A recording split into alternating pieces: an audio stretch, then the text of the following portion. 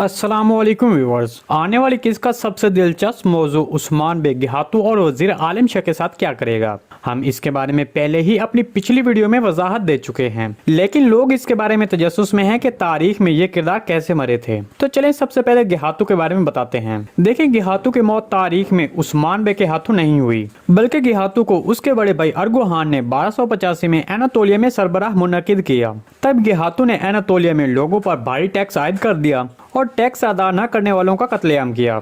इसके बाद गेहातू 1291 में तख्त पर बैठा जब अर्गोहान का इंतकाल हो गया। थोड़े ही अरसे में एनातोलिया में रहने वाले तुर्कों ने मंगोल हुक्मरानी के खिलाफ बगावत की। जब गेहातू को इस बात का इल्म हुआ तो वो एक बड़ी फौज के साथ एनातोलिया वापस आया और बहुत से लोगों को सजा दी। इसके बाद मुल्क में मईशत की खराबी की वजह से मंगोल रहनुमाओं ने बैदुहान की हिमायत की और गेहातू के खिलाफ बगावत शुरू कर दी। 1295 को हमदान के इर्द गिर्द लड़ी जाने वाली जंग में गेहातू को उसके कजन बैदुहान ने शिकस्त दी।